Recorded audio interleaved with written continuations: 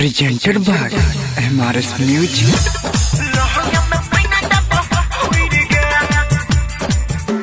महिमा डीजे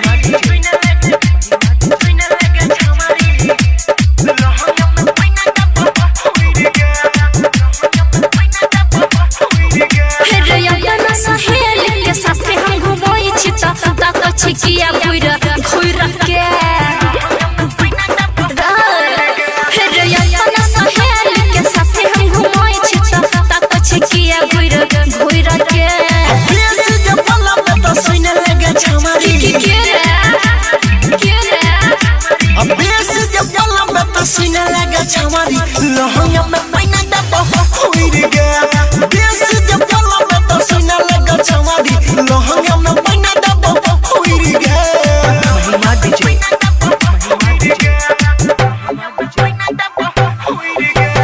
अभी आप सुन रहे हैं सौली चौक वाली से एमआरएस म्यूजिक की शानदार प्रस्तुति।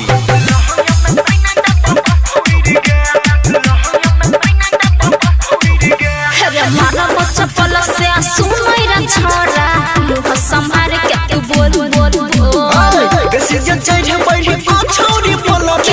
कोई रे देबो तो हल्लो लो लो लो लो लो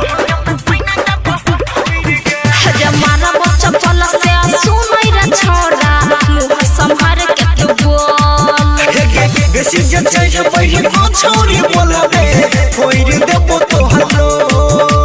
भैया से कहे के तोरा पिटाई बहु बात बाजा के छौन लोई रे भैया से कहे के तोरा पिटाई बहु बात बाजा के छौन लोई रे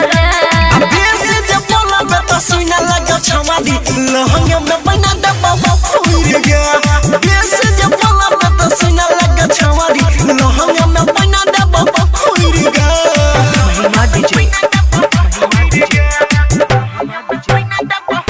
अभी आप सुन रहे हैं सौली चौक वाली से एमआरएस म्यूजिक की शानदार प्रस्तुति।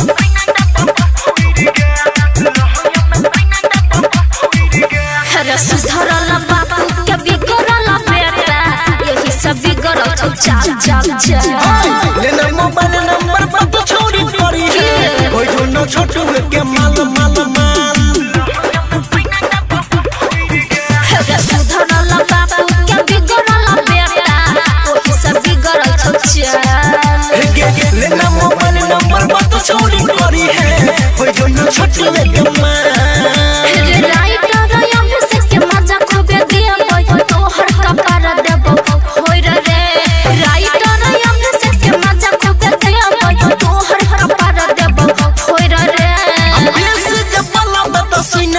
छमारी लहंगा में पैना दबा होई रे गे देश जब बोला मैं तो सुना लगा छमारी लहंगा में पैना दबा होई रे गे पूरा लेना के डार्लिंग।